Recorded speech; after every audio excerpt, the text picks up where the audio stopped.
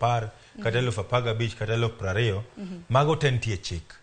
To achiel kuom gima ji nyaka ng'e en ni gima determine the amount of bail michulo and the nature of the offense. Okay, the nature of the offense kata your economic situation. Seche moko inyalo bire court misa court emomiyo ber bedo gi okil.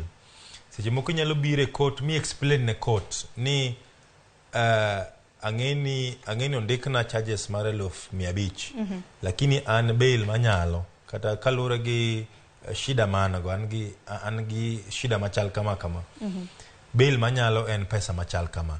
Koro seche moko inyalo persuade court maduok ni bail piny, lakini achiel kuom gik ma court nyaka consider sama imiyi bail kata rambun and the nature of the offense. Matene ni ka kosa mu okeli go e court duong, ntie likelihood ni bail ni bo bedo maduong. Nikech mane penjo ma bende oganda osebedo kata mana ka penjore kata mana ka neno ote ma bende osebedo ka donjo. Ji penjo ni what determines the amount? Mano omenda ma bende inyalo bed ni miyo ng'ato kaka cash bill, mano omenda ma ching kata mana rambuna, mano bonda.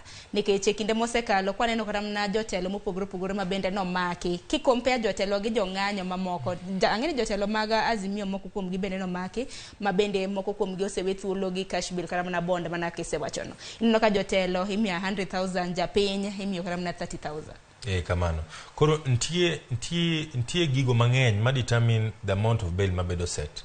Achiel kuom gi kaka sewacho and the nature of the offense. Matene ni ko oteri gi koso mar nek kata koso mar robbery with violence kata mana treason. Sani ng'eni katiba wacho ni kata mana janek inyalo mi bail kata mana ja treason inyalo mi bail.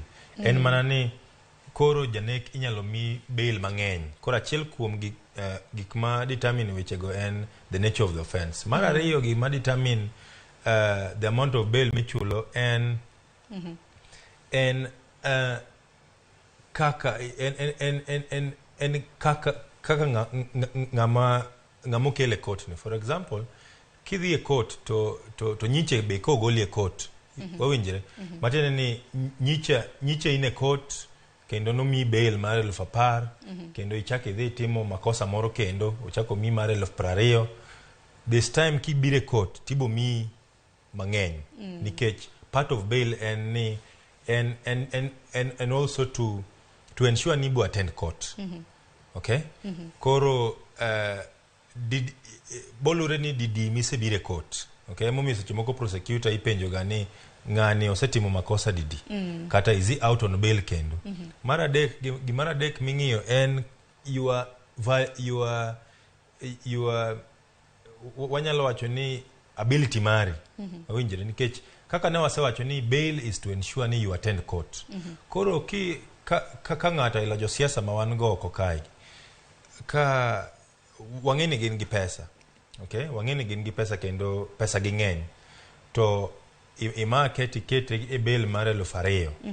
Kikete e bail mar 2,000 onyalo neno ni 2,000 ni pesa matin, ok nyal